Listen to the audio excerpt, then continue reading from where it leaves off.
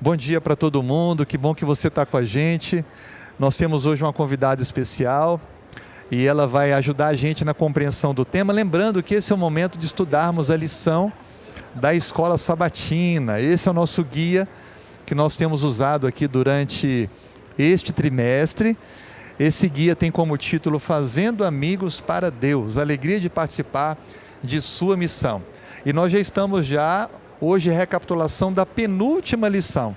A lição vai ser concluída, esse guia vai ser concluído. Deu problema? Oi. Então estamos aqui para estudar a lição da Escola Sabatina. Esse é o nosso guia de estudos. A lição vai ser concluída na próxima semana. Então nós vamos hoje junto com a professora Elaine Vanzoli. Obrigado, Elaine, por estar com a gente. Cumprimenta a todos que estão conosco agora nesse ambiente virtual. Eu que agradeço, pastor, a oportunidade. Agradeço a você que também fica para a Escola Sabatina, né? Para ir mais além, para termos esse momento junto de partilha, que graças a Deus a internet também permite, né, pastor? Os comentários dos amigos que sempre enriquecem o estudo com aquilo que aprenderam durante a semana. Esse é o objetivo da escola, né? Partilhar, educar e crescermos juntos, coletivamente, né? Então é para isso que a gente está aqui.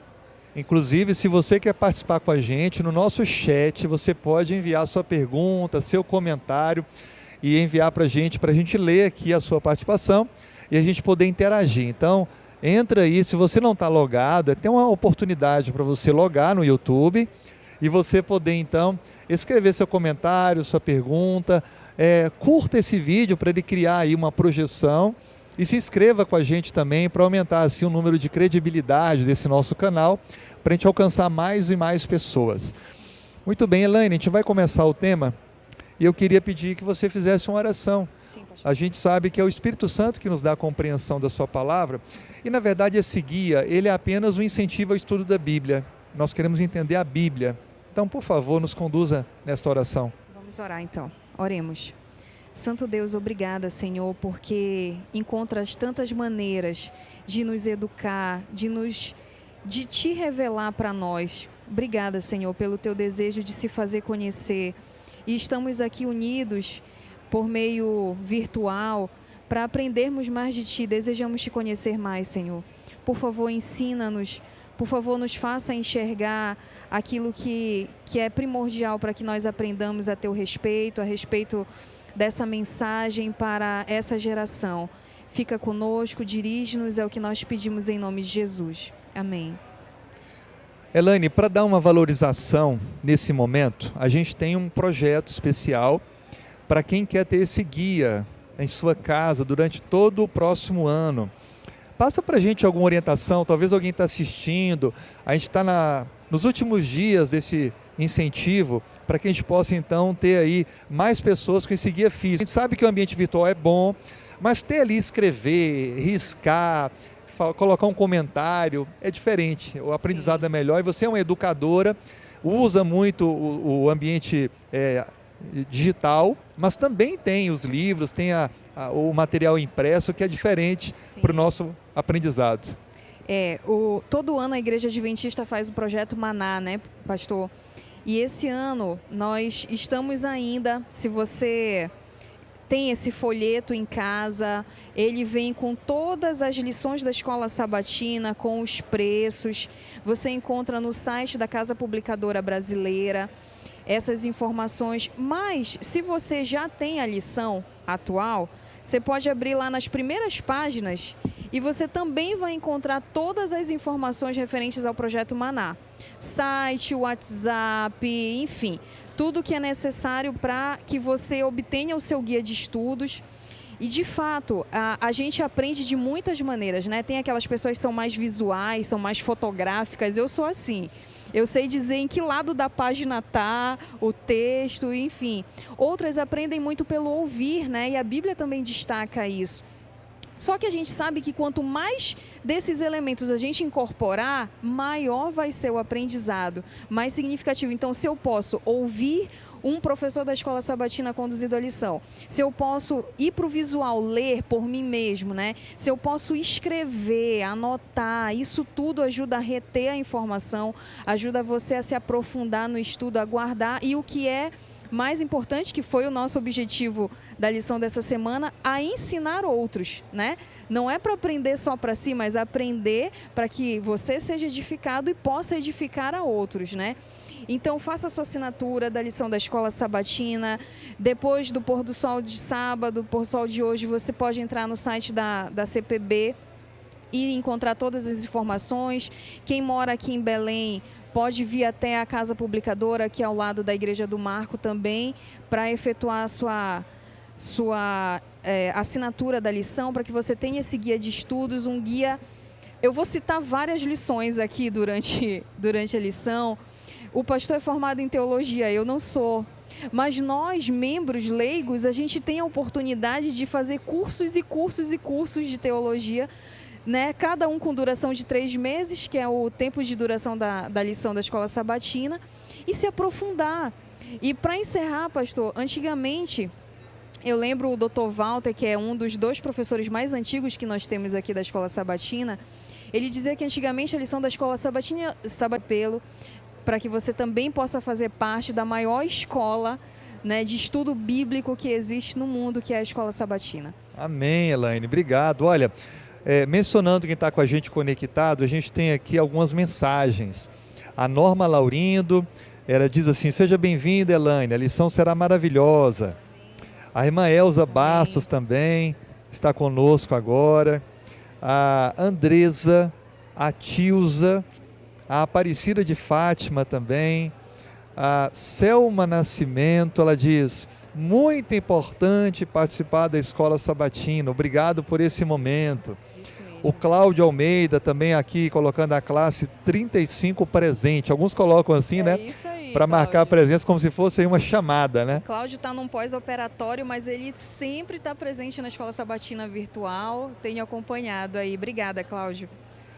Elaine, o nosso texto para começar é Apocalipse capítulo 14. Sim. E o verso 6 e 7 diz: vi outro anjo voando pelo meio do céu, tendo o evangelho eterno para pregar aos que se assentam sobre a terra, a cada nação, tribo, língua e povo, dizendo em grande voz: temei a Deus e dai-lhe glória, pois é chegada a hora do seu juízo, e adorai aquele que fez o céu, a terra, o mar e as fontes das águas.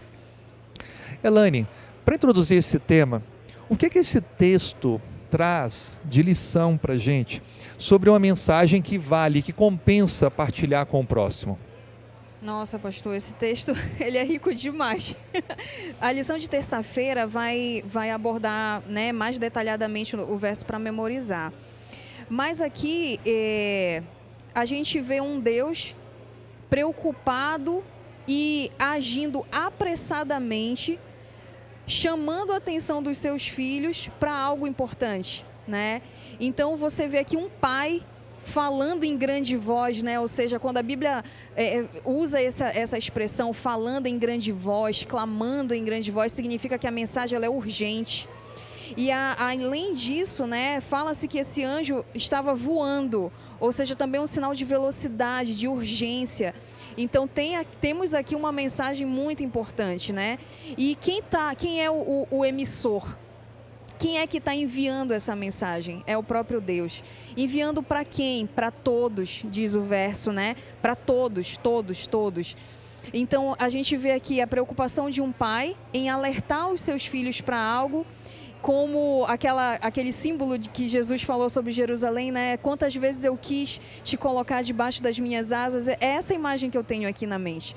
Deus estendendo suas asas e querendo que nós corramos para debaixo dela, né? E ao longo da semana aí a gente vai ver que mensagem é essa.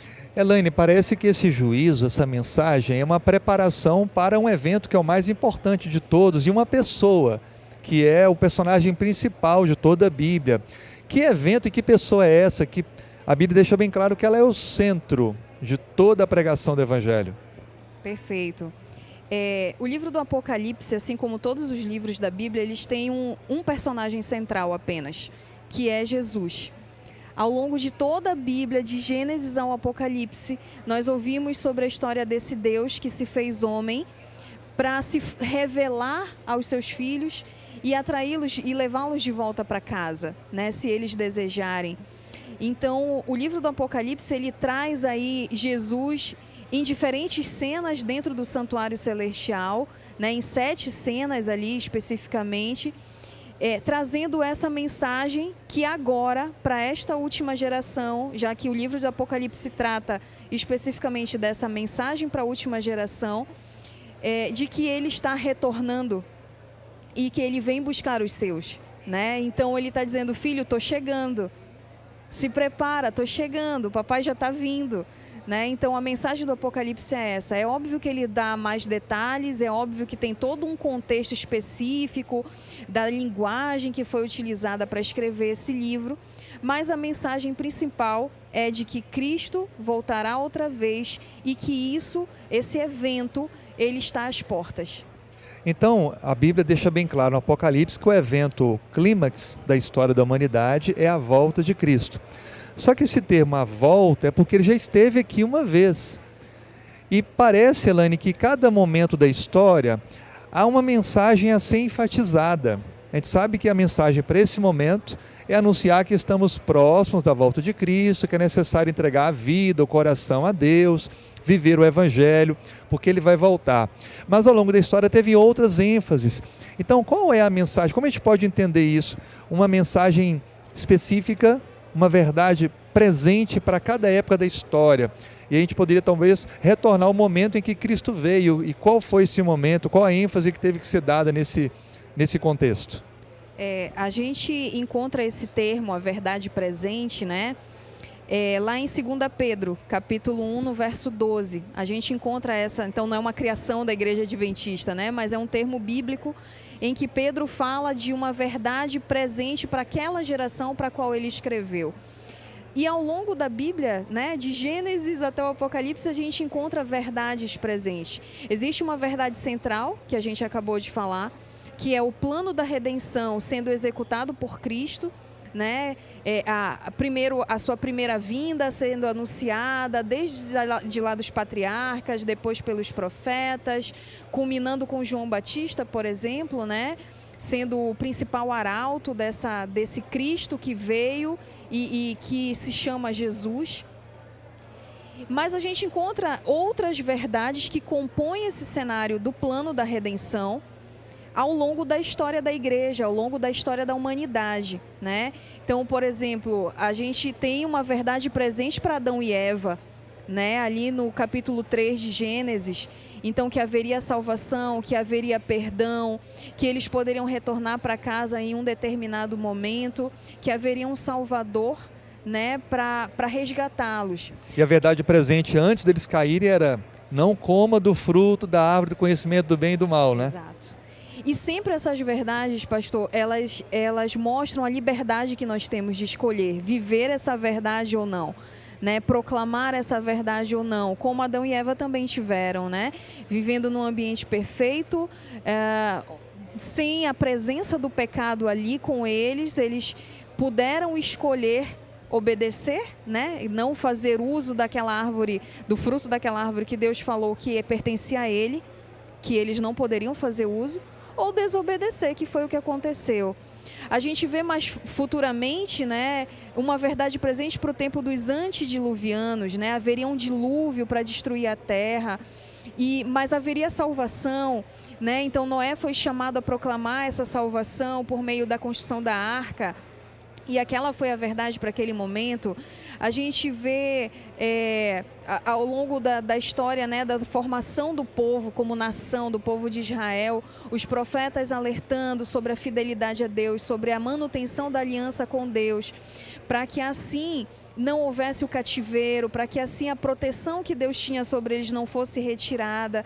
Mas infelizmente eles duvidaram mais uma vez, né, e sofreram vários cativeiros, mas isso tudo foi anunciado antes de acontecer, né? E a gente vê o amor de Deus, a gente vê a graça, a misericórdia de Deus em nos avisar antes, em dizer: filho, tem esses 2 caminhos aqui, né? Como no discurso final lá de Moisés, em Deuteronômio, capítulo 30, se eu não me engano, em que ele fala: filho, existem 2 caminhos apenas. Existe o caminho da bênção e o caminho da maldição. O da vida e o da morte. mas eu quero que você escolha a vida, mas você é livre para escolher, né? É o Deus da liberdade, é a lei da liberdade, né? A lei que é graça, que é liberdade, mas que deixa bem claro as consequências de cada escolha, né? E a gente pode ser sábio para fazer as melhores escolhas. E aí a gente chega no Novo Testamento com João Batista, desde o ventre sendo escolhido como profeta para aplanar o caminho, né? O segundo Elias, aplanar o caminho do Salvador, do Messias que se fez carne naquele momento, né? Que andou entre nós naquele momento, de fato, na pessoa de Jesus. Então aquela era a verdade presente nos tempos ali do início da igreja, né? A presença física do Messias na pessoa de Jesus, que ele de fato era o Salvador enviado, e muitos ouviram isso, né? Não só João Batista, mas muitos ouviram no batismo de Cristo: esse é meu filho amado em quem me comprazo, né? Então essa era a verdade presente. E nós chegamos em 2021, nós chegamos no tempo do fim, ou melhor, no fim do tempo do fim, porque o tempo do fim começou lá em 1844, não vai dar para a gente falar sobre isso hoje. Mas se você quiser saber um pouco mais desse tempo do fim, né, é só escrever aí para o canal da igreja, para esse telefone que tá aí no chat, e você vai poder entender um pouco mais. E para essa última geração, então, Jesus já havia vindo, ressuscitou, ascendeu aos céus diante de uma nuvem de testemunhas. E agora então João, ele se revela para João lá na ilha de Patmos, e João escreve ali toda aquela carta, né, chamada de Revelação, que é o livro do Apocalipse, dizendo o cenário que para nós identificarmos a segunda vinda de Cristo, né? E essa vai ser a última, né? A segunda vinda. E dessa vez ele não vai pisar aqui, a segunda vinda para nos levar uma temporada de férias ali no céu com ele, conhecendo um pouco mais do universo, para depois então novos céus e nova terra por toda a eternidade. Então, Elaine, o que a gente percebe é que Deus tem sempre um povo ou um grupo que ao longo da história tem uma mensagem distinta para pregar. Como você citou aí, um panorama histórico, vamos pegar apenas da época cristã, do primeiro século até hoje. Então, a ênfase do grupo que Deus escolheu para pregar a verdade presente no primeiro século era afirmar que Cristo é o Messias. E a mensagem para o grupo que define qual é o remanescente de Deus hoje é o grupo que anuncia a breve volta de Cristo e o preparo para esse juízo de Deus, proclamando a todo mundo, em toda geração, que Cristo está voltando e é chegada a hora do seu juízo. É interessante isso, Elaine, porque isso vai definir para nós a identificação do remanescente. Porque a gente sabe que existe um movimento evangélico bem presente no mundo, mas existe uma verdade presente, que ela se destaca em todos os movimentos religiosos. Então o remanescente não é chamado hoje para falar aquela primeira mensagem do primeiro século. Olha, Jesus é o Salvador, Ele deu a vida por você, porque isso as pessoas já conhecem de forma geral. A mensagem é: tema a Deus, dê glória, é chegado o juízo, adore o Criador, chegará o momento, então se prepare agora. E isso é muito importante, porque talvez estejamos falando para alguém que tem aquela dúvida: por que eu tenho que me envolver com esse grupo?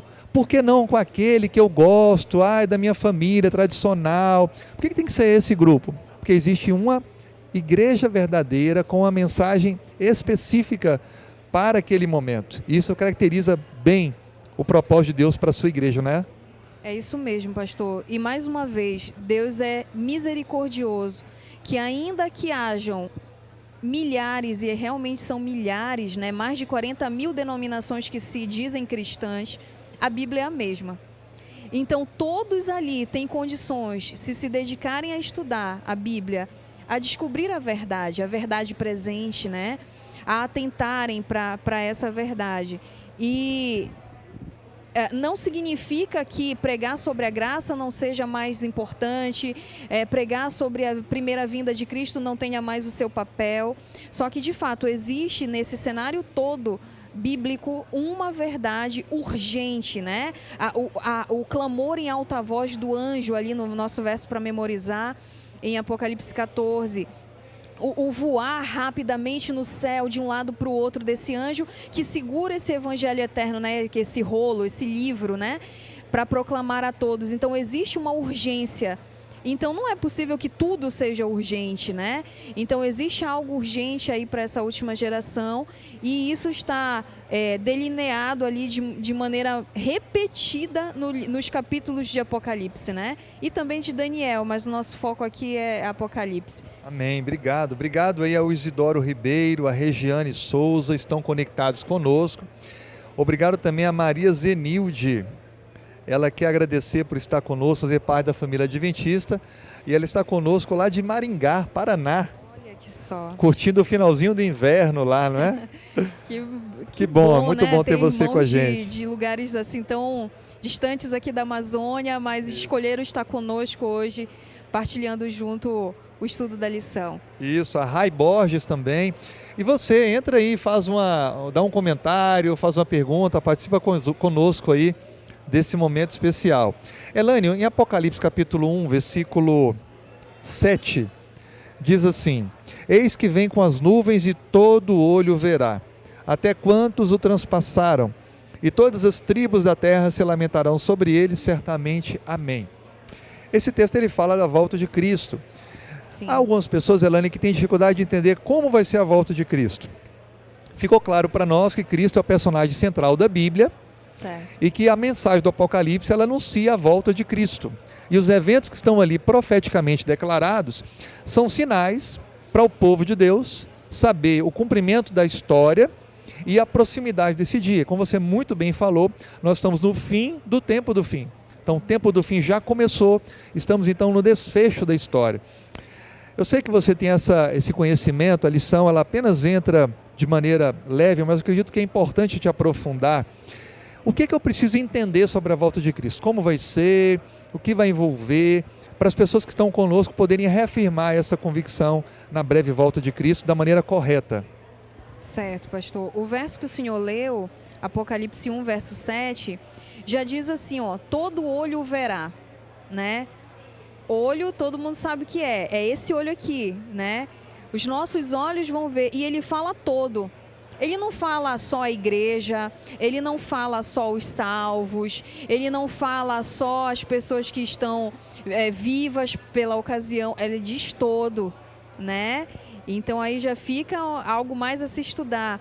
E ele completa, até quantos o traspassaram. Quem traspassou Cristo? Quando ele foi traspassado? Lá na crucifixão. Então aqui diz que até aqueles que o feriram, que enfiaram aquela lança no lado dele, né, para comprovar que ele estava morto ou para acelerar a morte dele, esses também o verão voltar. É o que diz aqui o verso, né, o verso 7.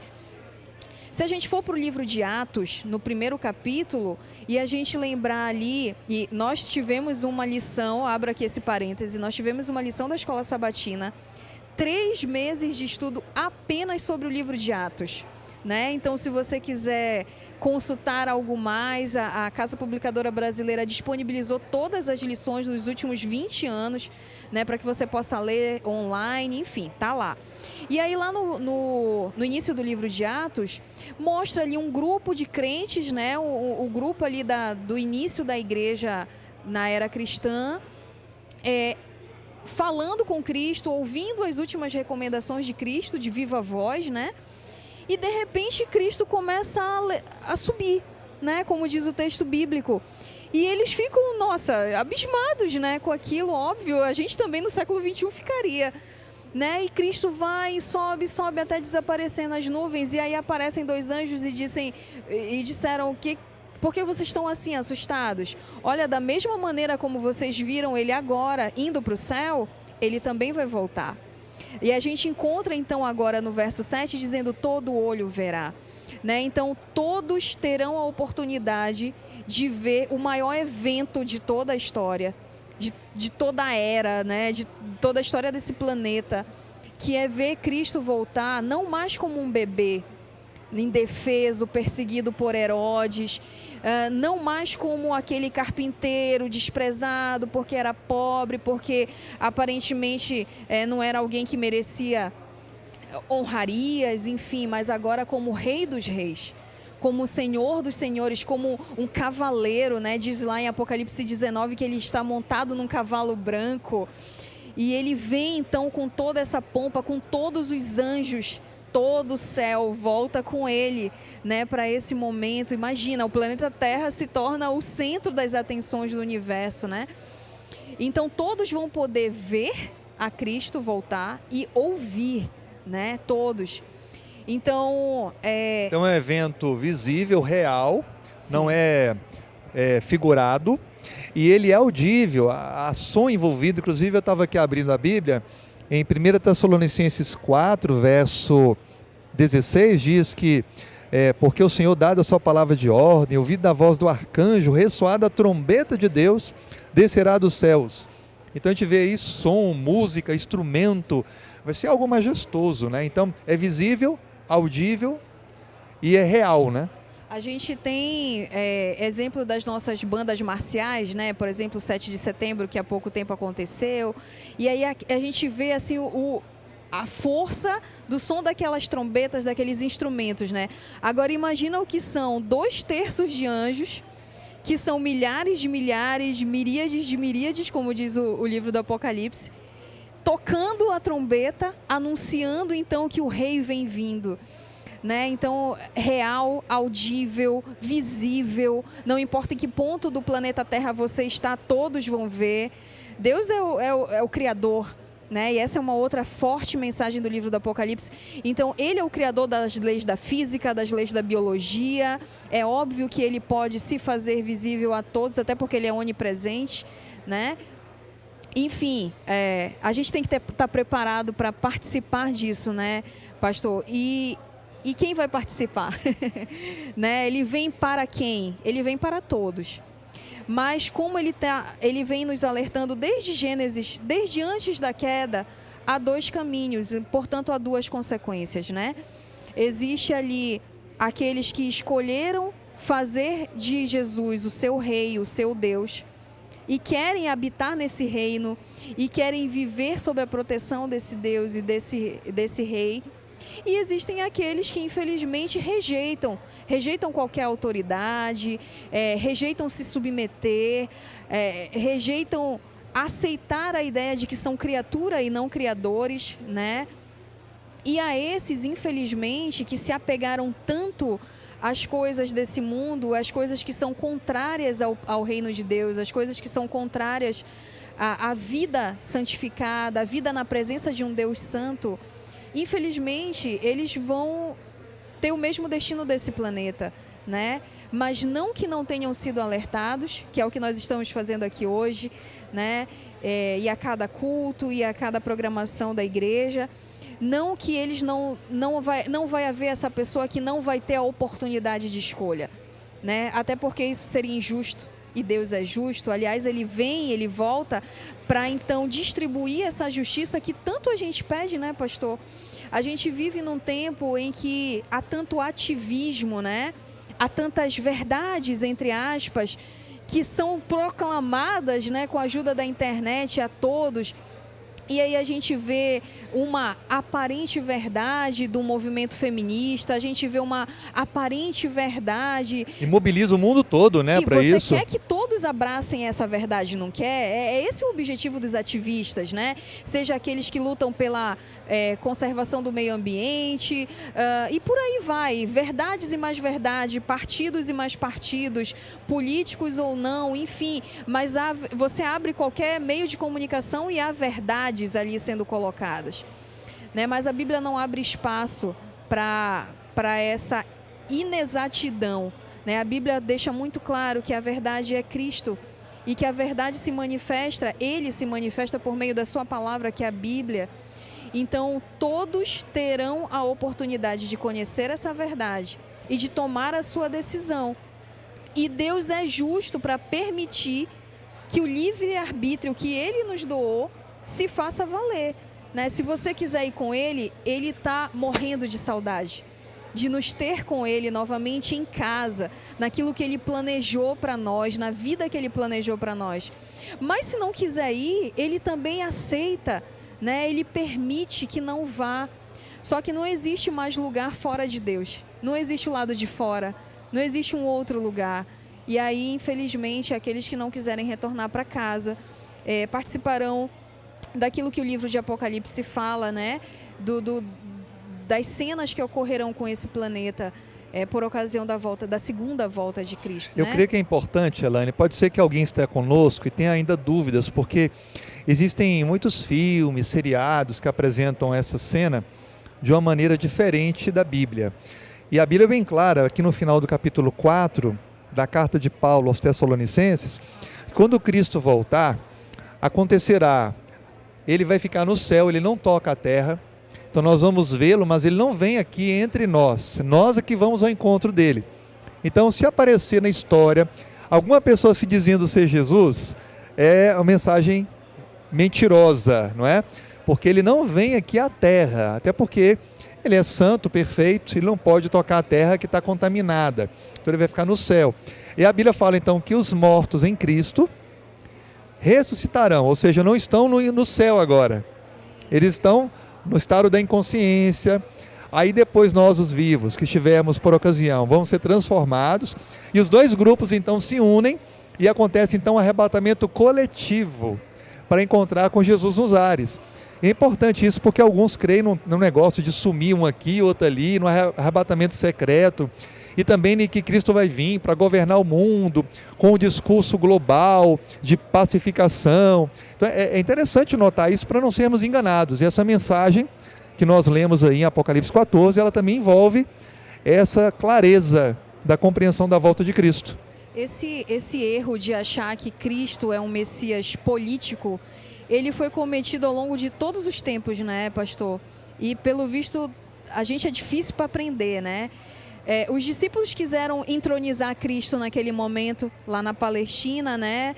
Queriam que ele assumisse ali o comando geográfico, o comando político, o comando bélico, expulsasse Roma, né? O Império Romano ali, e tomasse o poder e fizesse de Israel uma grande nação, enfim. E entenderam tudo errado. E Cristo chamou a atenção deles nesse momento e disse: meu reino não é desse mundo. Não é para aqui, não é para essa forma como você conhece, né? E a gente continua esperando esse Messias político, né? Que de uma maneira política ou armamentista vai pôr fim às injustiças e vai restaurar a terra. Não é isso que a Bíblia fala, não é isso que a Bíblia conta, né? Ele vai restaurar sim a terra, né? Apocalipse usa esse termo novos céus e nova terra, depois do milênio. Mas e aí é nesse momento que ele toca a terra, né, Elaine? Quando é criado o novo céu e a nova terra. E é esse novo céu e nova terra que ele vai governar. Exatamente. É não esse mundo de pecado, de injustiça, de maldade. Nova Jerusalém, né? A Nova Jerusalém vai ser a sede, né? Não é esta Jerusalém, mas a nova Jerusalém, a Jerusalém espiritual, como diz ali Paulo, né, nas suas cartas. E em relação ao arrebatamento secreto, não existe nenhum apoio bíblico para essa hipótese, né? Infelizmente, parece que ela é baseada em um único verso da Bíblia, que é uma parábola, né? Nem é um texto literal. Jesus está contando uma história para ilustrar como vai ser a volta dele, que é de uma maneira inesperada, é isso que ele quer dizer, né? Nós vamos estar com a nossa vida costumeira, com os nossos afazeres, e se estivermos prontos, iremos com ele, né? Estaremos prontos para esse momento. Assim como se não estivermos desapercebidos, ficaremos para trás no sentido de que não há mais nada a ser feito, mas não no sentido literal. Então, de fato, a Bíblia ela não fala de arrebatamento secreto. Muito pelo contrário, como a gente falou no início, tudo é muito visível, muito audível, muito concreto, muito real. E é para todos ao mesmo tempo, né? Então, não tem essa história, olha, eu ouvi dizer que tem um Jesus lá no México. Mas como você viu e eu não vi? Se a Bíblia diz que todo olho verá, não faz sentido, não condiz com o texto bíblico, né? Mas, de fato, a gente precisa passar mais tempo com a Bíblia, de modo que estejamos prontos a saber o que é a verdade. E aí, quando aparecer o erro, como você já conhece a verdade, facilmente você vai dizer, não é dessa maneira, não.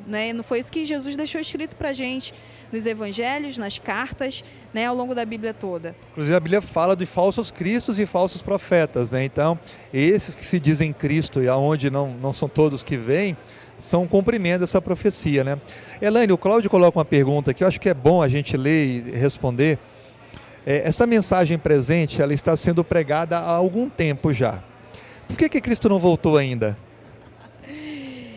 Cláudio, é bem profunda essa tua pergunta, né? Só podia vir de ti mesmo. Cristo não voltou porque, eu não lembro qual é a carta, pastor, mas é Pedro, né? Pedro diz que ele quer que todos se salvem, né? Ele não está tardando, ele está nos esperando, né? Ele está dando um tempo, o tempo necessário. Houve um sermão pregado aqui nessa igreja que eu achei muito didático, num domingo, em que o pregador disse o seguinte: aquela simbologia do fechamento da porta da graça não vai ser assim, pessoas correndo para entrar, né? Atravessar a porta da graça e de repente, pá, vem um anjo ou vem o próprio Jesus e fecha. Não, você não pode entrar, acabou o tempo. Não vai ser assim. Essa simbologia do fechamento da porta da graça significa que Cristo estava lá na porta dizendo: há mais alguém querendo ser salvo? Há mais alguém? Pode entrar, há mais alguém? Só que ninguém mais responde. Ninguém mais quer entrar. E então, porque ninguém mais quer entrar, e então, porque todos tomaram a sua decisão, seja para a vida ou para a morte, seja para a bênção ou para a maldição, então o tempo da graça, né, que a gente chama de porta, o tempo da graça se encerra e Cristo retorna. E a simbologia é interessante, Elaine, porque a arca, né, ela nos faz lembrar que há um momento em que a porta é fechada para a segurança dos que estão dentro. Então esse fechar é Deus mostrando o amor e o cuidado para quem aceitou a salvação. Porque se ele não fechasse a porta da arca, a água entraria e o barco afundaria e ninguém sobreviveria. Então há sim um momento em que vai se encerrar para a segurança dos que estão salvos. E esse encerramento também é por ação divina, não é por ação humana. Perfeito. Né? Que é a simbologia do fechamento da porta da arca de Noé, né? Não foi Noé que fechou a porta. Não. Alguém, um anjo, diz o relato bíblico, fora, veio, né? por fora e fechou. Perfeito. Então não foi o homem que determinou, né, que fez isso, mas o justo juiz que entendeu que não havia mais ninguém, que sabe que não havia mais ninguém que quisesse se salvar, que quisesse entrar na arca, então acabou o tempo. E só então acabou o tempo. E outro detalhe importante, Elaine, é que não foi no momento que fechou que começou o dilúvio. Houve um tempo, a Bíblia fala de 7 dias. Isso prova também que no final da história encerrará a salvação, mas não é assim. Cristo volta logo em seguida. Haverá um tempo, não sabemos como, deve ser curto, em que as pessoas até procurarão, mas não terão mais a oportunidade de salvar, porque as oportunidades terão se encerrado. Então, para alguém estar esperando acontecer alguma coisa extraordinária, a mensagem que fica é hoje, né, Elaine? Hoje é o dia de tomar a decisão e entregar a vida a Cristo. E essa é uma segunda parte para a resposta à pergunta do Cláudio. Cristo volta, entendam bem, né? Cristo volta no tempo de uma vida humana, que é o tempo que nós temos para nos decidir, para tomar a decisão se estaremos com Ele, se o aceitaremos como Senhor, como Deus, não apenas como Pai, porque como Pai todos o aceitam, né? Agora como Senhor, já tem mais uma dificuldade, enfim. Então, o que eu quero dizer é, se eu morrer hoje, a minha decisão por Cristo ou contra Ele foi tomada hoje, né? Então, para mim, simbolicamente, Cristo já voltou, porque da feita que nós morremos, nós vamos abrir nossos olhos e já para ver a volta de Cristo, seja para receber a vida eterna ou para receber a morte eterna, né? Então, a gente tem que considerar também esse tempo, né? Quantas e quantas pessoas, por conta dessa doença, né, que se alastrou pelo mundo no ano de 2020, aliás, final de 2019, 2020, já pereceram, descansaram, estão dormindo. Para eles, Cristo já voltou, simbolicamente, porque a decisão já foi tomada.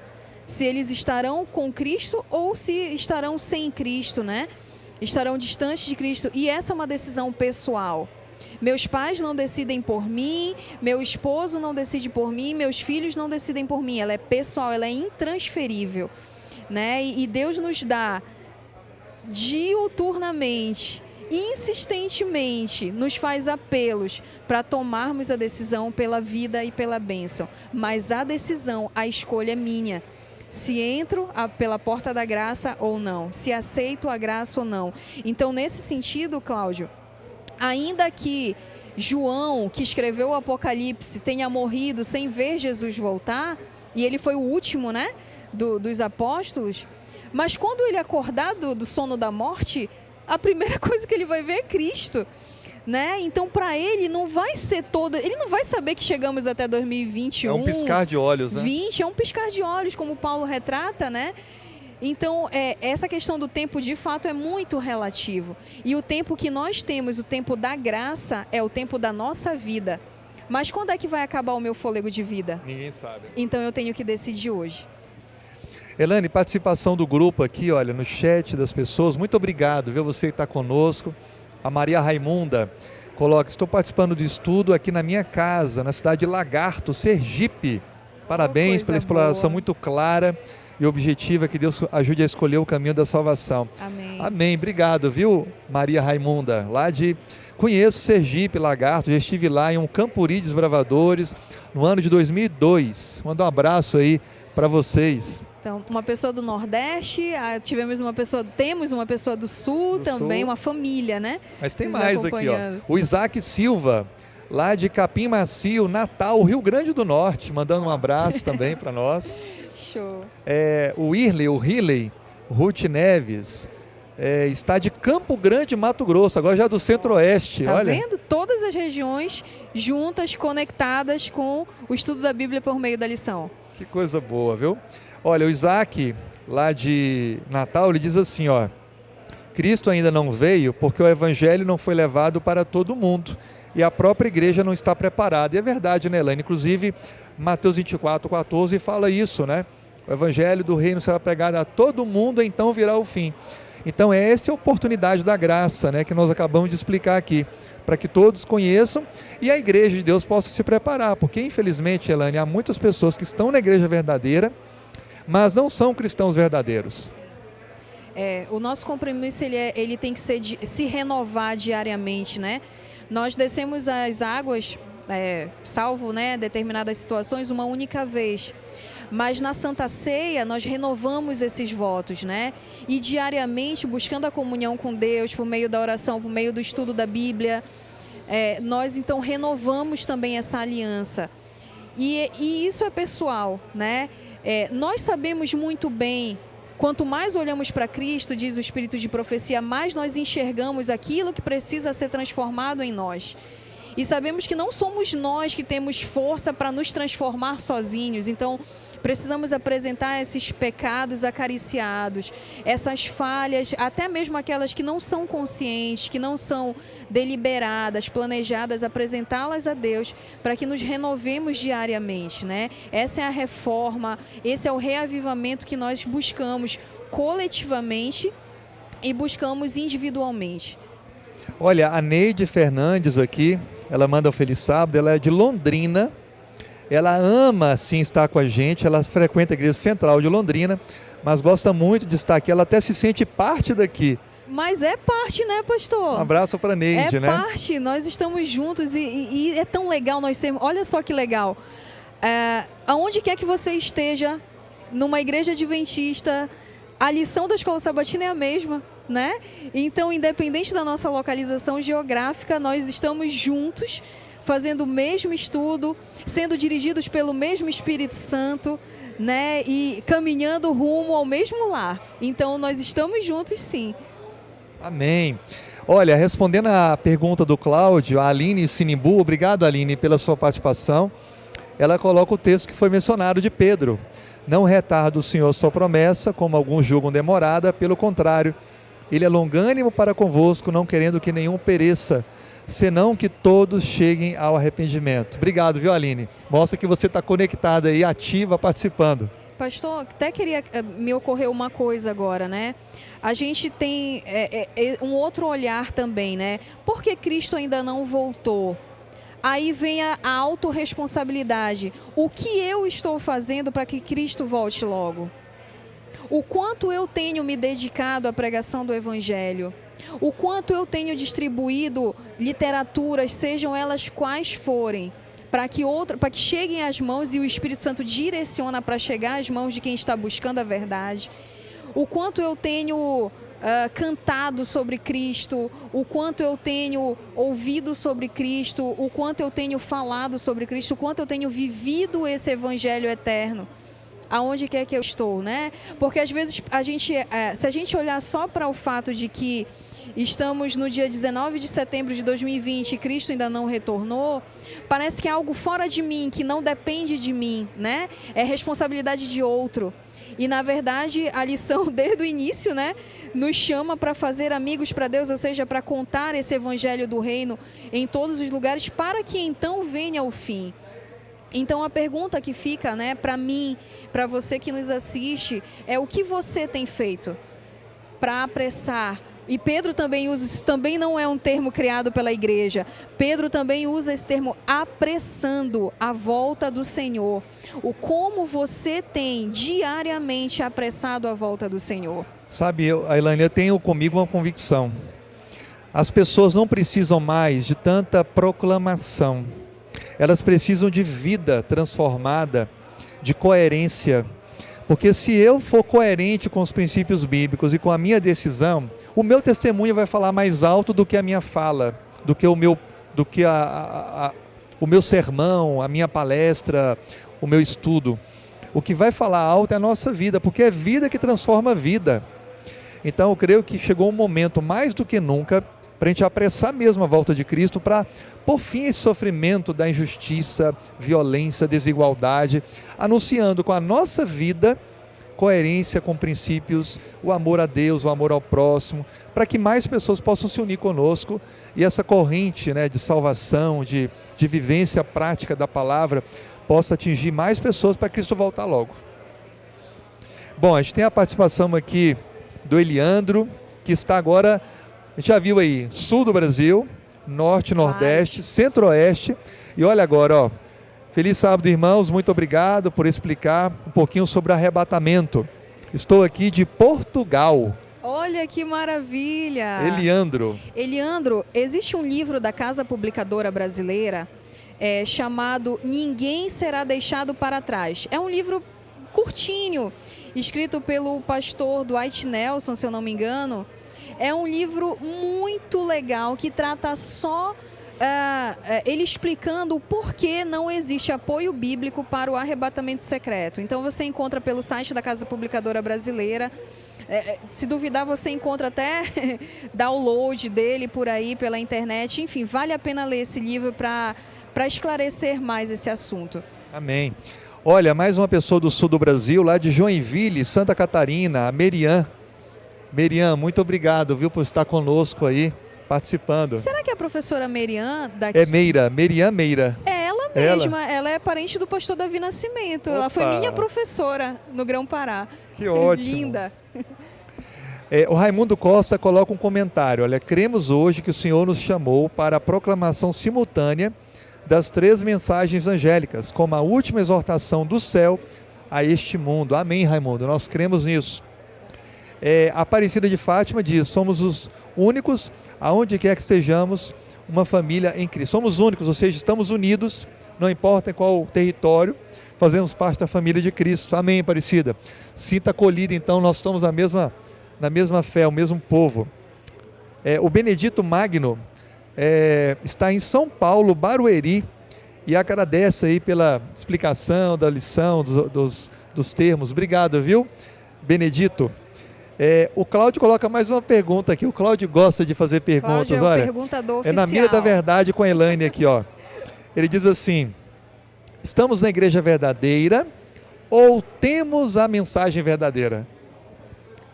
Ai, Cláudio, quando tu voltar para a igreja presencial, tu vai ver. Vou trazer ele para cá e você faz as perguntas para ele. Vai, só sobre ciência e religião para ti.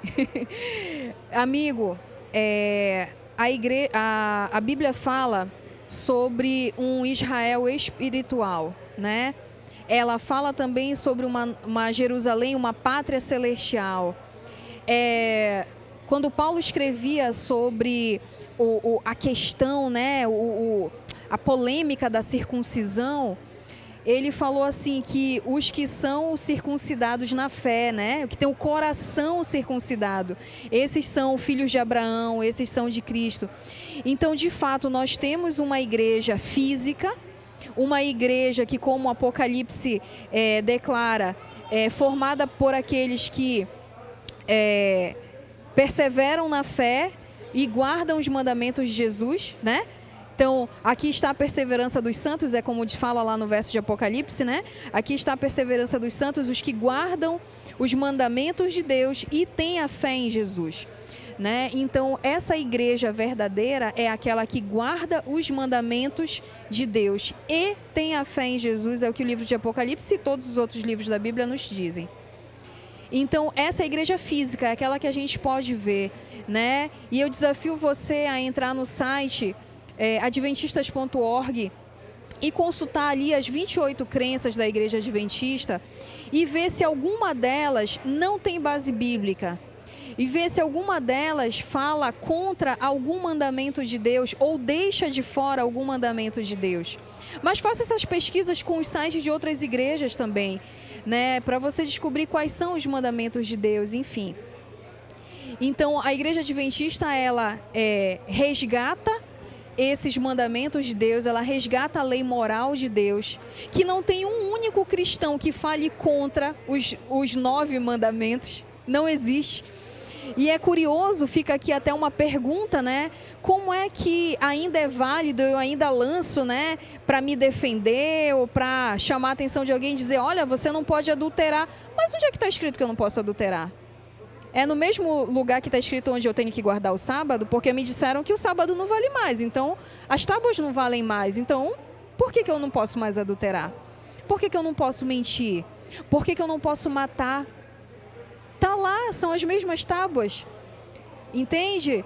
Então, se permita confrontar por esses mandamentos morais, se permita investigar e seja honesto ao responder. Você de fato acha que está liberado, que Deus consente em matar, em adulterar, em mentir? Tudo bem, né? Então, se você acha que sim, ok, o sábado foi riscado. Mas se não, você tem que aceitar os 10 mandamentos escritos pelo dedo de Deus, preservados, e o livro do Apocalipse fala que João, uma das cenas do santuário celestial é que João então vê a Arca da Aliança ali no santuário celestial, e o que tinha dentro da Arca da Aliança? Os 10 mandamentos, né? Isso é para a gente pensar. Mas também, Cláudio, existe uma igreja invisível. Existem pessoas em outras denominações religiosas, existem pessoas que não fazem parte de nenhuma denominação religiosa, mas estão buscando no silêncio do seu quarto, quem sabe na sua vida solitária, ainda que tenham pessoas ao redor, estão buscando e descobrindo a verdade sobre Deus, ou seja, descobrindo a Bíblia. E às vezes até falando, compartilhando, né, Elaine? Inclusive, Eduardo Vasconcelos, ele coloca uma resposta muito apropriada. Ele colocou assim: só tem a mensagem verdadeira, a igreja verdadeira. Perfeito. Mais didático que isso, né? Mas só concluindo, essa igreja invisível vai chegar um momento em que eles vão ouvir, e já estão ouvindo, sai dela, povo meu, né? A mensagem lá de Apocalipse 18, né? Sai dela, povo, 18 ou 19, não me lembro agora. Sai dela, povo meu, saia dessa confusão religiosa, né? E se junte. Então, lembra quando Jesus falou que as ovelhas dele conhecem a voz dele, né? E que ele está buscando essas ovelhas. A gente vê muito essa simbologia do pastor buscando as suas ovelhas e cuidando para que as suas ovelhas não se dispersem. E Jesus falou isso claramente: existem ovelhas minhas que estão em outros apriscos, e ele veio resgatá-las. E no momento exato, quando elas ouvirem o sai dela, povo meu, todas as ovelhas serão reunidas no mesmo aprisco, ou em outras palavras, sendo mais clara, todas as ovelhas serão reunidas na mesma igreja visível, e juntas participarão desse último momento das cenas da terra, e juntas aguardarão a Cristo retornando nas nuvens do céu. Amém. Elaine, nós sabemos que o Apocalipse usa figuras de linguagem, usa simbolismos, né?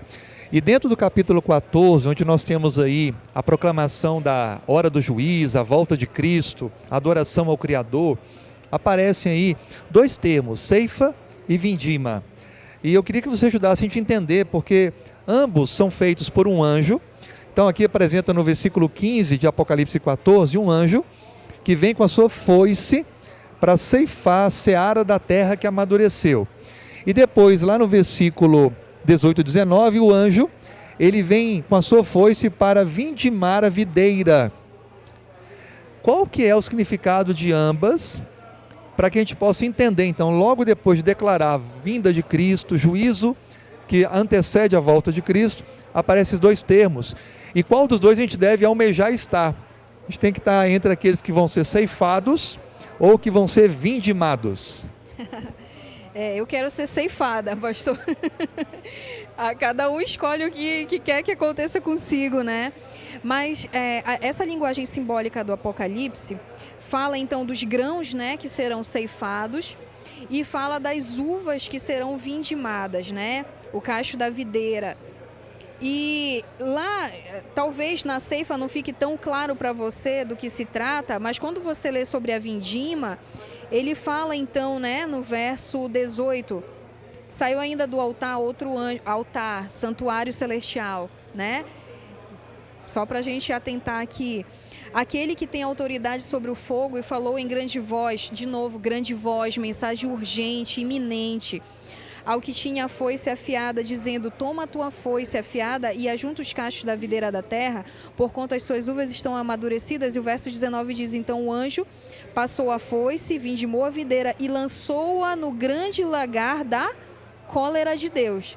Então a gente vê aí de novo duas consequências, dois resultados. Os grãos, né? E quando se tem colheita de grãos, o pessoal lá do sul, né, que convive mais de pertinho com essa parte da nossa agricultura aqui no Brasil, você ajunta os grãos no celeiro, né? Você armazena ali, você cuida dos grãos. E aqui está dizendo que as uvas, elas vão ser jogadas num lagar, ou seja, naquele recipiente grande para ser pisado, né? Pela cólera de Deus. A ira de Deus. E vale a pena estudar um pouco mais sobre a ira de Deus, né? Então aqui fica claro que aqueles dois caminhos que a gente vem falando, né? Os grãos serão aqueles que aceitaram a Cristo como Senhor e Salvador, como Rei dos Reis. E os cachos de uva são aqueles que infelizmente rejeitaram abertamente ou de maneira disfarçada, mas que tinham consciência da sua decisão, rejeitaram a Deus, e então escolheram não fazer parte do povo de Deus, não fazer parte do celeiro de Deus, né? Usando aí a questão dos grãos. E aí a gente tem, e ao longo do Apocalipse a gente vai ter, né, 2 banquetes, né, 2 ceias. Também a gente vai ter outras simbologias para tratar do mesmo assunto.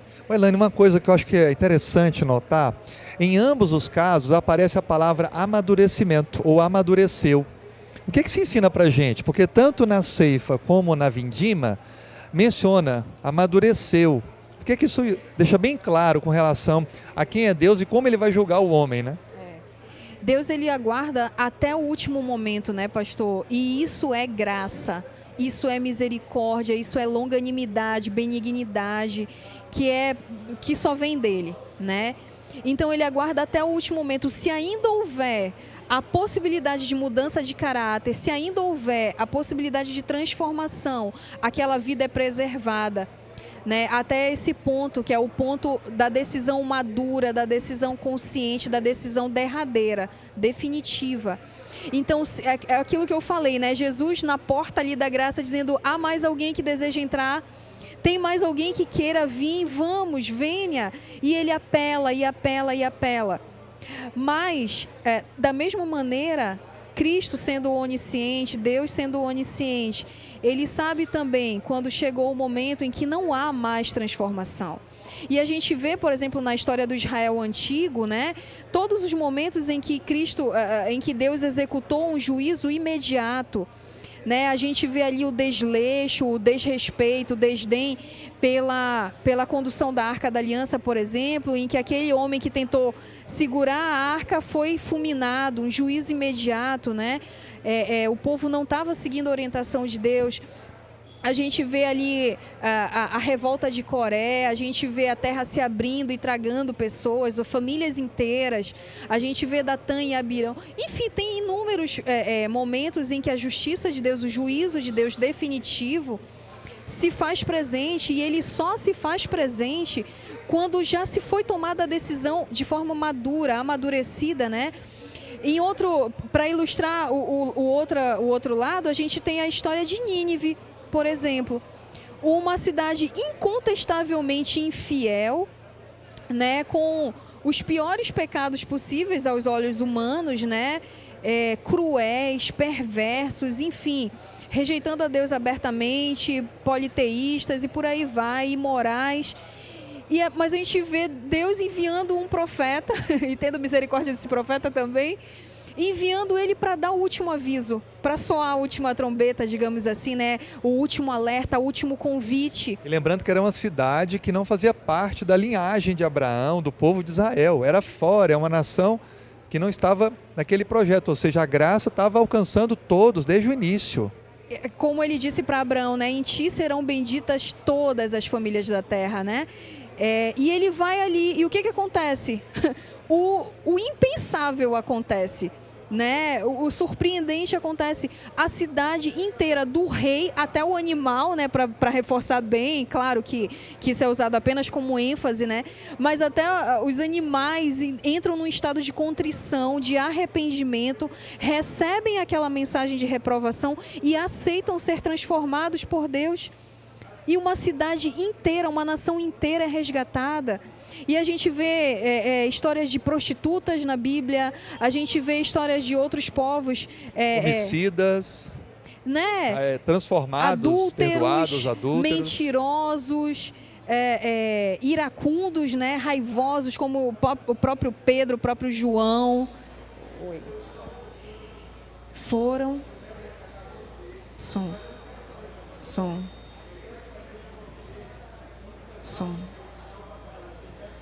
Só um instante, porque está vazando o áudio aqui na igreja. Som.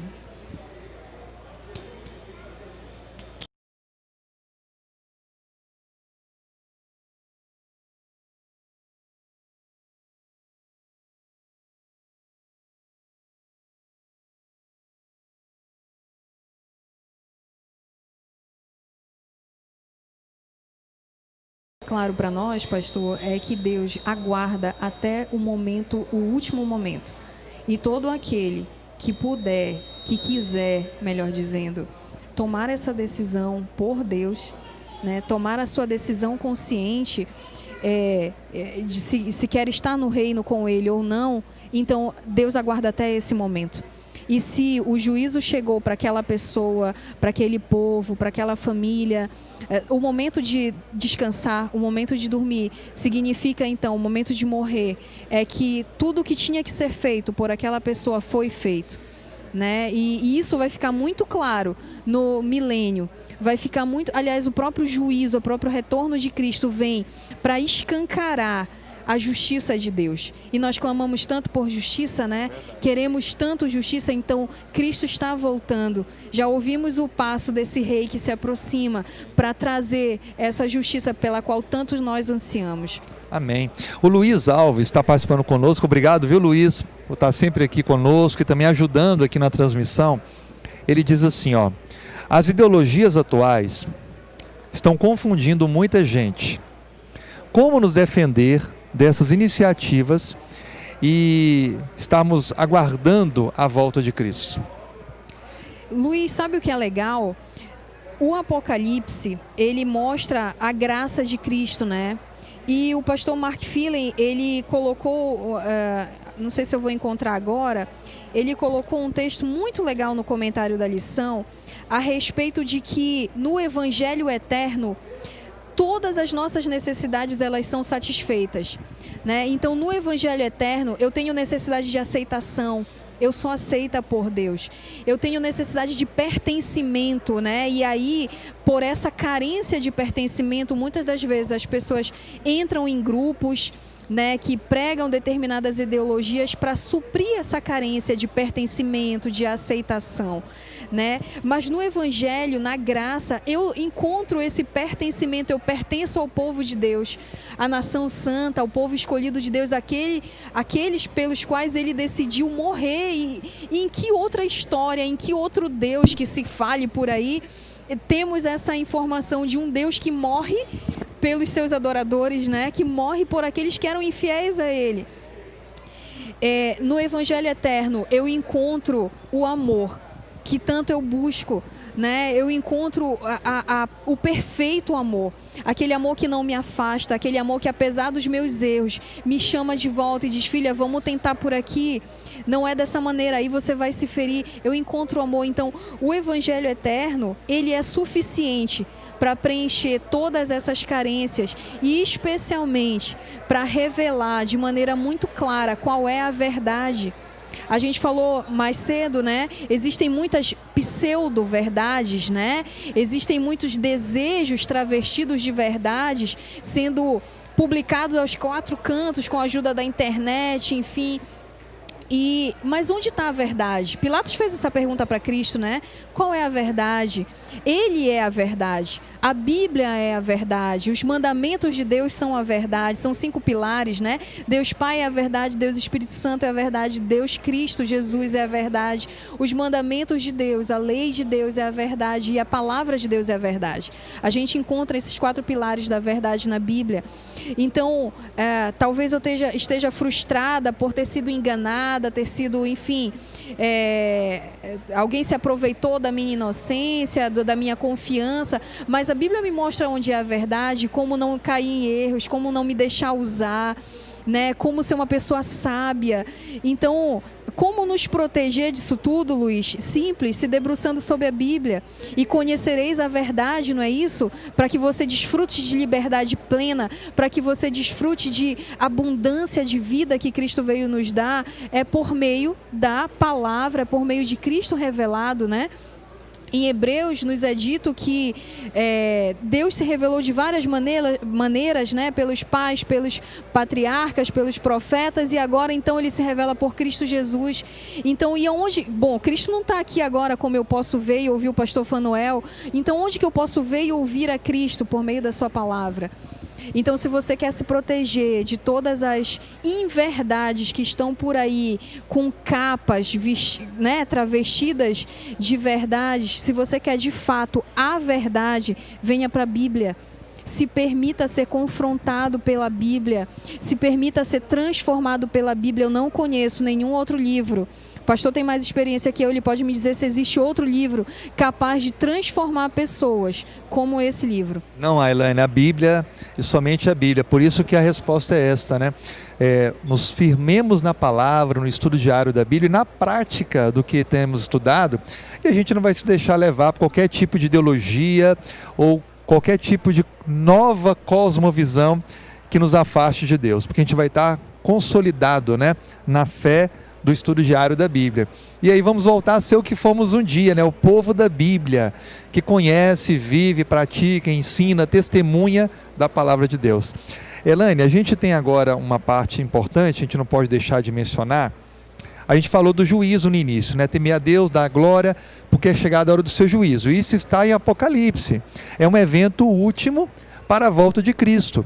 Mas quando a gente lê o Velho Testamento, aquilo que foi escrito antes de Jesus vir, como menino, dar a sua vida na cruz, o sábio Salomão, escrevendo aqui o livro de Eclesiastes, no capítulo 12, versos 13 e 14, diz assim: de tudo que se tem ouvido, a suma é: teme a Deus e guarda os seus mandamentos, porque isto é o dever de todo homem. Porque Deus há de trazer a juízo todas as obras, até as que estão escondidas, quer sejam boas, quer sejam más.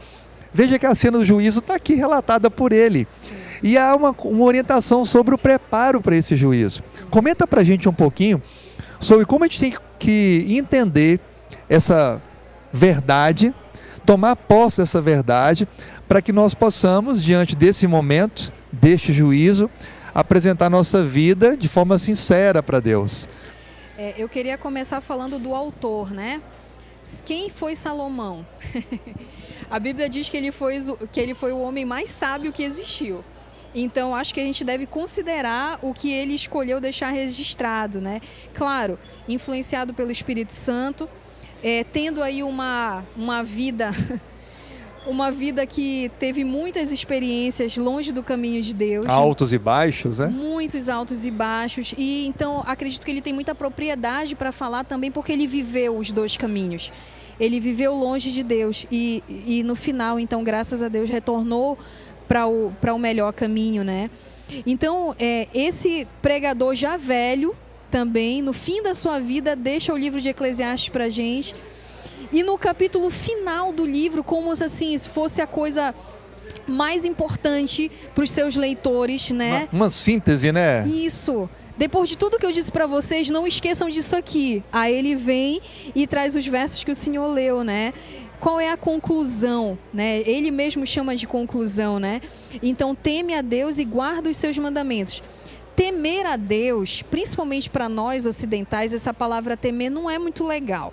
Ela traz aí um contexto errado em relação ao que a Bíblia usa. Como tiver medo, né? Ter medo. Ter medo de Deus, né?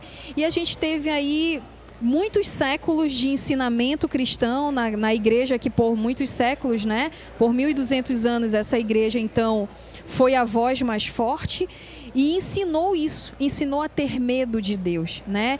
E talvez muitos de nós ainda tenha isso em mente, né? Eu preciso ter medo de Deus. Não. Eu não entendo um Deus que quer ser temido, indo atrás de Adão e Eva e falando: filho, onde você está? Filho, o que foi que aconteceu? Filho, vem aqui, deixa eu resolver teu problema. Eu não vejo esse Deus querendo ser temido, né? Eu não vejo esse Deus apelando ao longo da história pela nossa salvação, querendo ser temido.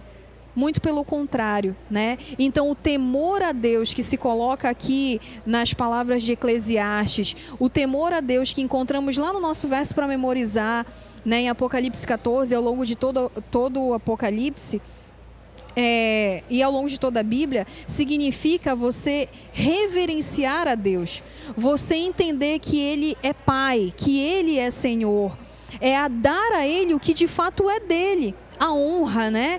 Honrá-lo com aquilo que eu sou, honrá-lo com as minhas atitudes. Isso é temer a Deus.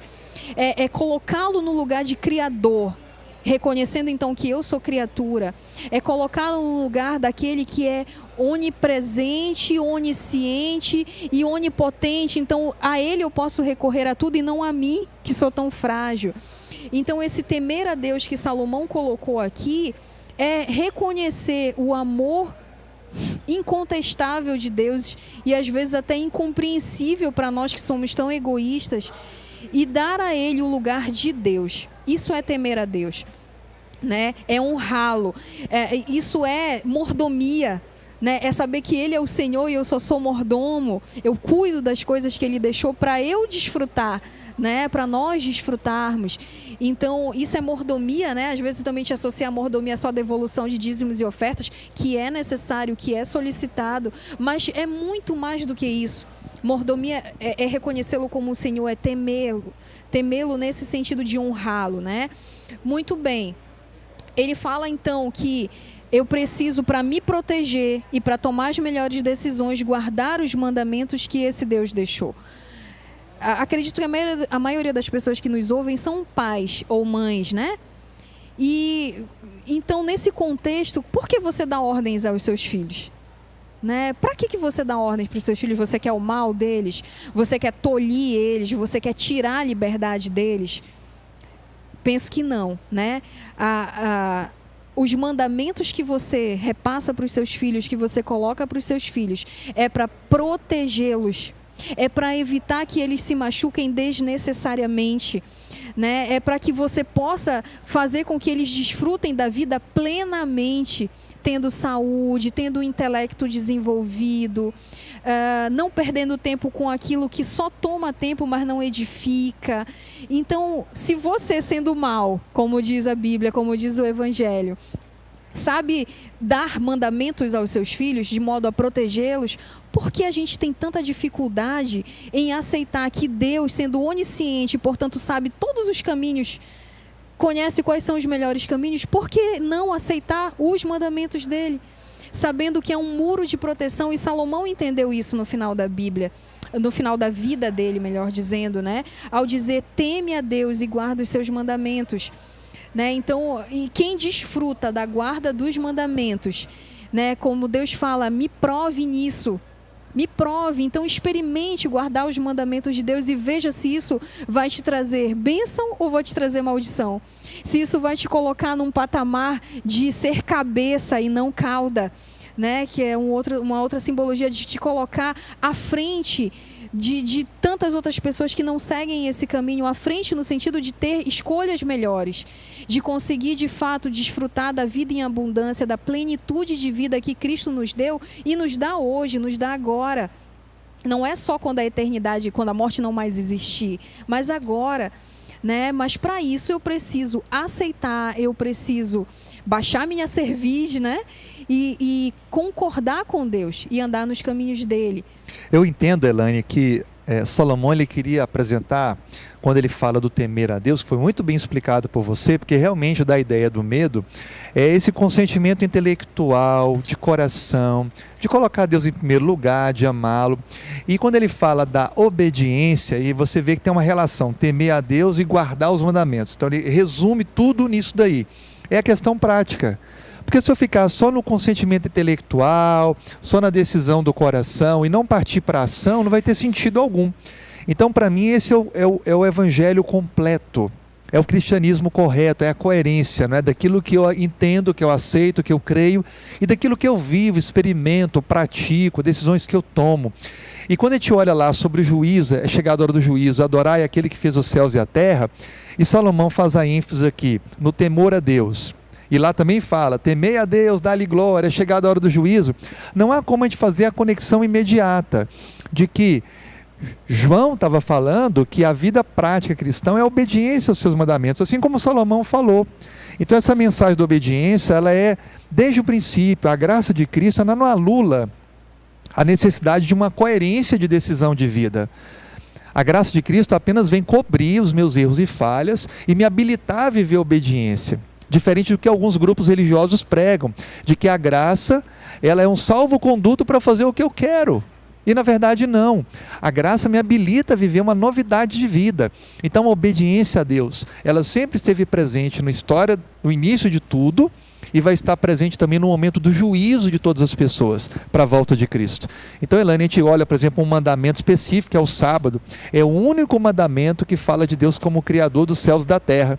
E quando nós desobedecemos ou desconsideramos esse dia tão especial que Deus próprio criou, a gente não está atendendo aqui ao convite de Salomão, ao convite de João, a temer a Deus, a dar a Ele glória, a obedecer aos seus mandamentos. A gente vai estar pensando, selecionando aquilo que a gente acha que é mais conveniente para o momento atual. Então essa mensagem ela é muito pertinente, é muito necessária. Chegou o momento da gente viver o Evangelho assim como ele está. Não a mudança, não as tiradas ou os termos adicionados, mas aquilo que Deus deixou para nós. Não sei se você tem algo para completar nessa área, para a gente caminhar para a conclusão do nosso estudo, que é tão interessante e o tempo às vezes não permite a gente falar tudo que a gente gostaria, né? Infelizmente, né, pastor? Eu queria destacar as bem-aventuranças do Apocalipse, né? Às vezes quando a gente pensa em bem-aventurança, a gente só lembra do Sermão do Monte, né? Mas no livro do Apocalipse você também encontra bem-aventuranças. E relacionado aos mandamentos de Deus, a prática daquilo que você diz aceitar, né? Ele diz assim, bem-aventurado aquele que ouve e pratica, né? Lá no capítulo 22 de Apocalipse, por exemplo, lá no finalzinho, né, no verso 7, diz assim, eis que venho sem demora, bem-aventurado aquele que guarda as palavras da profecia deste livro. Né? Então, guardar, praticar, né? Não é esconder, né? Mas nesse sentido aqui de praticar. Então, tem outras bem-aventuranças aqui no livro de Apocalipse, né? E a gente vê, pastor, nesse mesmo sentido do temer a Deus e guardar os seus mandamentos, fé e obras, né? que adianta eu dizer que tenho fé, mas as minhas obras são contrárias a essa fé? O que adianta eu dizer que obedeço a Deus ou que creio que Deus, que Deus é Senhor, que Deus é juiz, mas eu não o obedeço, eu não pratico a obediência, né? Então, fé e obras têm que andar juntas, não podem ser separadas, nem só fé e nem só obras, não existe, né? São as duas juntas. Da mesma maneira, se você se diz crente em Deus, se você se diz temente a Deus, né? O temor a Deus implica necessariamente em obediência a Ele. Senão vai ser uma vida de incoerência, como infelizmente a gente abre o jornal e encontra tantas e tantas vidas dando mau testemunho, né? Porque não praticam aquilo que professam. Mas a Igreja de Deus não é dessa maneira. A Igreja de Deus é formada por pessoas que conhecem o Evangelho eterno, proclamam esse Evangelho eterno com palavras e sem palavras, ou seja, falando mesmo, pregando mesmo e vivendo por meio das suas obras, do seu estilo de vida. Amém. Nós temos então aqui a Aparecida de Fátima, a Rosimeire Braga, gostou muito aqui do tema, a Elza Bastos, a Eliette de Jesus dos Santos, está lá em Itamaraju, Bahia, um abraço aí para os amigos da Bahia. O Kenneth Nascimento, a Sônia Lopes, ela parabeniza, Elaine, pelo esclarecimento, a explicação tão especial que foi dada. Elaine, caminhando agora para o final da nossa recapitulação, nós temos agora um apelo de Deus. A gente não poderia terminar sem esse apelo, né? E nós temos aqui a leitura dos versículos 8 e depois o capítulo, especialmente o capítulo 17 e 18 de Apocalipse, né? Comenta um pouquinho para a gente desse apelo. Eu queria ler só um desses versos para introduzir a sua fala. Qual que é o apelo de Deus para esse momento? Então eu vou ler aqui o versículo 4 de Apocalipse 18. E você vai poder citar os outros para contextualizar. Ouvi outra voz do céu dizendo: retirai-vos dela, povo meu, para não serdes cúmplices em seus pecados e para não participardes de seus flagelos. Qual é, Elaine, o apelo final de Deus para nós, que tem que ficar bem apresentado para esse momento do estudo? Deus quer que nós saiamos da confusão religiosa que esse mundo vive. E não vive apenas nesse século, né? Mas vive desde que a controvérsia existiu. Nós precisamos conhecer a verdade, né? Nós precisamos viver a verdade, porque existe aí uma confusão religiosa, existe um sistema religioso e Apocalipse deixa isso bem claro, porque ela usa atributos religiosos para identificar a besta, para identificar mesmo a imagem da besta, né, em associação a essa besta. Então ela fala que de ações no meio religioso, né? E por isso então que a gente traz para o mundo religioso e não apenas para o mundo político. E essa mensagem é: retirai-vos dela, povo meu, né? Em Apocalipse 18:4. Essa mensagem é esse sistema religioso falso, esse sistema religioso que não guarda os mandamentos de Deus, que altera os mandamentos de Deus, que coloca tradições humanas acima da Bíblia, que coloca a autoridade de seres humanos acima da autoridade da Bíblia, acima da autoridade de Cristo, da autoridade de Deus. Isso tudo é caminho de maldição. Isso tudo é caminho de confusão, né? Por isso Babel, Babilônia, confusão, né? A simbologia usada aqui. E aí a gente vê então Deus dizendo: filho, sai daí. Sabe como Deus envia então os anjos para resgatar Ló e a família dele, né? Ali em Sodoma, e diz: filho, sai daí. Não é o lugar para você estar, você não está me enxergando aí desse lugar. Vem para cá, vem para a verdade, vem para a palavra, vem para a Bíblia, vem para o meu amor de volta. Não acha que eu estou aqui zangado com você, apontando o dedo, só esperando o momento de mandar um raio para te destruir. Eu não sou esse Deus. Esse é um Deus humano. Esse é um Deus tirado da mente humana. Eu estou aqui apelando para que você volte para o meu amor. Né? Então, por isso que ele envia uma das 3 pessoas da Trindade, Jesus, que se fez homem, que encarnou, que abriu mão de toda a vida no céu, que abriu mão da onipresença para se fazer homem, de maneira que ele entendeu que essa era a única forma de nós podermos enxergar a Deus plenamente. Então, a mensagem aqui de Apocalipse, a última mensagem, é que você só vai encontrar satisfação, é que você só vai encontrar, preencher os desejos do seu coração, encontrando a verdade em Cristo Jesus, que é a própria verdade. A verdade não é uma teoria, não é uma teologia, não é uma filosofia, a verdade é uma pessoa. E essa pessoa é Cristo. E a maneira que eu tenho de conhecer essa verdade plenamente, abundantemente, é olhando para a carta que ele deixou para mim. E sabendo que quando no final dessa carta ele diz, estou voltando, ele me deu o tempo necessário para eu ler toda a carta. E ao final dela ele já está voltando. E ele quer me encontrar no aprisco dele. Né? Ele fala desse aprisco, ele fala para as ovelhas que estão fora desse aprisco, vem para cá, ouve aqui a voz do pastor e me segue. Né? Então essa é, e ele fica repetindo, retirai-vos dela, povo meu, retirai-vos dela, povo meu, porque ela vai cair. Ela vai ser destruída. A verdade, quando vier à tona, vai escancarar toda essa confusão que por séculos vem sendo repetida e insistido e, infelizmente, confundindo aqueles que não tomam tempo com a palavra. Então é um convite de amor, né? Um convite para vir para esse plano da graça e deixar o caminho errado, deixar o local que não prega e não vive toda a palavra, para se unir àqueles que estão, apesar de lutas, de falhas, estão em busca desse servir a Deus, esse temer a Deus, esse obedecer a Deus. Né? Se não fosse um convite de amor, pastor, para que ele iria insistir em nos deixar tudo dito? Para que ele ia querer nos avisar do retorno dele? Ele poderia chegar de surpresa, né? Assim, bem de surpresa mesmo. E, peguei vocês, está vendo só? Não me obedecem, não fazem o que eu mando, não fizeram, então agora vai ser todo mundo destruído. Mas ele não fez isso. Muito pelo contrário, ele dá os sinais dos tempos, ele dá os sinais na política, ele disse os sinais no meio ambiente, ele disse o tempo, né, de tempo cronológico mesmo, ele falou tudo, ele evidenciou tudo que nós precisamos saber, para que não sejamos pegos de surpresa, muito pelo contrário, não seremos pegos de surpresa, porque nós estamos todos os dias ansiando em revê-lo, ansiando em reencontrá-lo. Então a gente não vai correr dele, mas correr para ele, né? E é isso que ele espera de nós, é isso. Ele se coloca nessa imagem de braços abertos, como ele morreu um dia, né?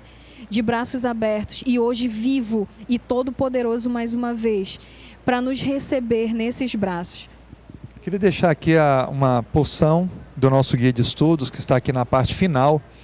Ele diz assim: os 3 anjos de Apocalipse 14 representam o povo que aceita a luz das mensagens de Deus e vão como agentes seus fazer soar a advertência por toda a extensão e largura da terra. Cristo declara a seus seguidores: vós sois a luz do mundo. Elaine, o convite que fica para nós, é nós que já conhecemos essa mensagem, sermos os portadores dela para outras pessoas. E essa figura de linguagem, luz, não teria como ser melhor. Porque a luz, onde ela chega, as trevas somem. E a luz, ela faz a diferença onde está, por mais pequenininha que ela seja. Então o convite é para a gente ser essa luz. A gente levar essa mensagem, mostrar o caminho e abençoar a vida das pessoas com esse evangelho que tem transformado e abençoado diariamente a nossa vida. Amém, é verdade, pastor. Somos luz porque refletimos a luz dele. Não temos luz própria, né? É a luz dele. E é isso que as pessoas têm que ver em nós. Ver Cristo em nós, em nossa fala, em nossas atitudes, em nossas escolhas. E que você possa, então, ser essa luz, que você possa ser aquele que ilumina, aquela pessoa que a presença é desejada porque traz conforto, porque traz alegria, porque traz esperança, né? E quantas pessoas precisam de uma palavra de esperança, e nós temos essa esperança apenas ao recitar as palavras que temos ouvido da Bíblia. Então, que você possa ser esse agente de esperança, que você possa se aprofundar no Evangelho da paz, que você possa se apressar a pregar esse Evangelho eterno de maneira audível, de maneira clara e urgente, sabendo que essa é a nossa missão. E que, graças a Deus, Cristo já está voltando, né? Então, para recolher as suas lâmpadas daqui, né? Recolher as suas luzinhas que ficaram iluminando esse mundo de trevas. Amém. Elaine, muito obrigado, foi excelente, a participação de todos aqui mostrou isso, que Deus o abençoe, sua família, a nossa igreja, você é a nossa diretora dessa grande escola sabatina, nosso muito obrigado pela sua liderança conosco. Obrigada. E obrigado aos professores que presencialmente estiveram aqui também no estúdio, e a você que participou com a gente. Lembrando, né, que nós temos projetos especiais a cada 3 meses, e esse trimestre todas as nossas ofertas, ou parte delas, né, foi para 3 países, a Guiné, Libéria e Nigéria, que é o oeste da África. Então que a gente possa continuar contribuindo, que somos uma igreja mundial, não pensamos apenas localmente para contribuir com a missão em todo o mundo. É isso mesmo, pastor, que a gente possa estar junto na missão, juntos no estudo da lição, né, e juntos proclamando a verdade eterna para todos aqueles que estão ao nosso redor, todos aqueles com quem nós entrarmos em contato. Fica aqui o convite da Igreja do Marco também para que você possa participar da escola sabatina. Graças a Deus já temos tido nossas classes presenciais. Estamos com bancos novos na igreja que permitiram um maior número de pessoas dentro da igreja, com mais conforto. Então, venha para a escola sabatina, venha partilhar conosco aquilo que você tem aprendido na Bíblia e também ensinar a outros, né, do seu aprendizado. Amém.